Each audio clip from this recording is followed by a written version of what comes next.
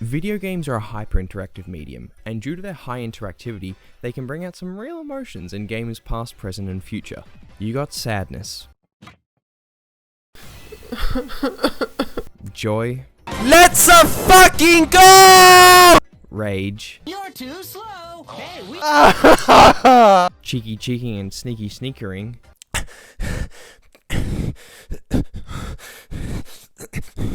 I'm talking about that one. While some video games get you to the point of crying with sadness, joy, or anger, some just make you feel a little bit cheeky, like you're a little bit of a sneaky bad guy. But what is being cheeky? To be cheeky is to show a lack of respect or politeness in a way that is amusing or appealing. But in a video game sense, it essentially means to perform actions that you as the player feel are outlandish or against the rules of the real world. This is done through taking pleasure in showing disrespect to the game world, NPCs, or just absolutely fucking murking your opponent. Let's go! Game developers often put sneaky little secrets called Easter eggs in their games, which are small little collectibles or hidden rooms or shit, maybe like a song or something. Just kind of whatever they feel like that is hidden. Gameplay elements or mechanics can also be categorized in a similar way to Easter eggs, in the sense that some games won't always go, hey, this is how you kill the guy, and will instead go, hey, here is like a lot of options for you to go and maybe like hit him in the head, or you can whack him with a bear or a fish or a tank. I don't know. It's you do you. It is you're playing the game. There are also parts of games that aren't necessarily gameplay mechanics, but sort of border between gameplay mechanics and Easter eggs, and they just help you feel a bit cheeky through maybe a bit of youthful glee or self-indulgence. Cheekiness in video games can be broken into two separate categories. Number 1, cheekiness through game mechanics, and number 2, cheekiness through other stuff. I could not think of a good name for it.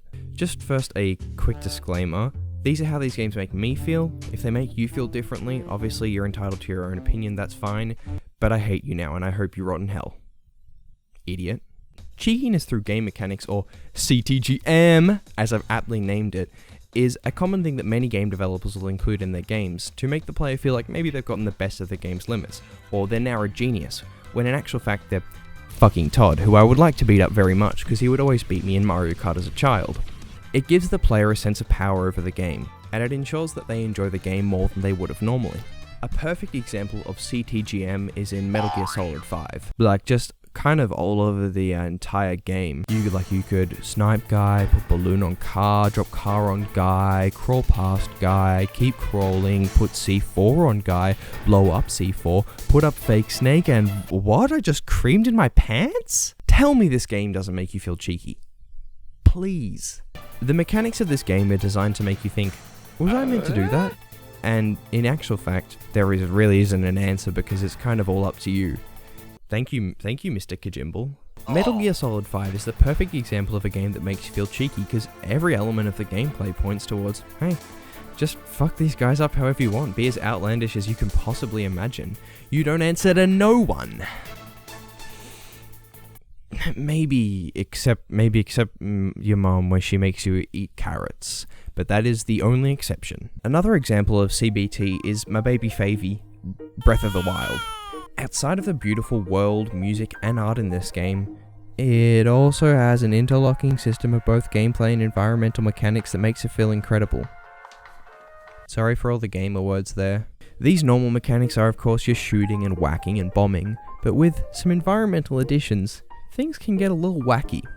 Maybe even goofy. Lightning storm and you got a meta weapon? Boom, just chuck that bad boy into the group of bad boys and no more bad boys. Easy. Want to kill an enemy quick? Just freeze it with an ice weapon, blow it off a cliff accidentally with a Korok leaf, no more enemy. This game heavily promotes creativity, and this creativity can make you feel super mischievous because you feel like you're just sort of like going, hey, maybe fuck you game. But the game is actually like, no, this is actually what we meant you to do. And you're like, no way, that's so cool. Thank you Nintendo. Hitman is a game. Yeah, that's right, I said it. It's your boy, Leo B, and I'm off the rails because I'm totally sick. Somebody call the doctor. Also, I have got a tummy ache. Hitman is a game where you play as a cute hairless cat who must go on a mission to infiltrate Shadow Moses and defeat Sergeant Johnson in CQC. Pretty sick, I know, right?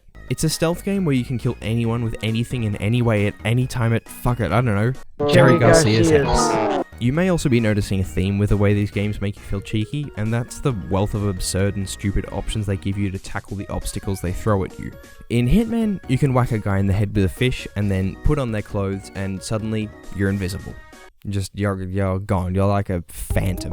The crazy stuff that you can do in this game that would never work in regular stealth games just makes you feel like such a bad boy. A naughty boy, dare I say. It has much the same rule-breaking, dumb fun feeling as the past two games, which is why it makes me feel cheeky. A little bit like Rockstar Games. GTA 5 has one of my personal favourite maps in any video game. Maybe behind Breath of the Wild. My pretty little baby game that is my favourite. Inside the map, there are so many cool places like the car shop, the shop, the crime shop. But there is one place on this map that every 12-year-old ever has searched videos of. The strip club. Watching a friend go to the strip club after his mum has gone to sleep and giggling so hard that you guys you piss your pants is something that nearly every kid has experienced in some form. Unfortunately, the feeling of cheekiness around the has died off for me as I've gotten older, but I still remember that feeling of absolute mischief when I watched my friend enter the ever-elusive vanilla unicorn, because like what the hell, my friend's mum? That's really not something a 10-year-old should be able to do. But also my mum wasn't there, so you know, fuck it. Bad boys for life. This is easily one of my most cherished gaming memories, and it's probably the first time that I ever remember feeling cheeky for doing something behind my parents' back. Maybe aside from the time that I watched all of Chris Lilly's We Can Be Heroes on disc up at a holiday when I said no, I don't want to go horse riding so that I could watch We Can Be Heroes instead. Fuck, what's wrong with me?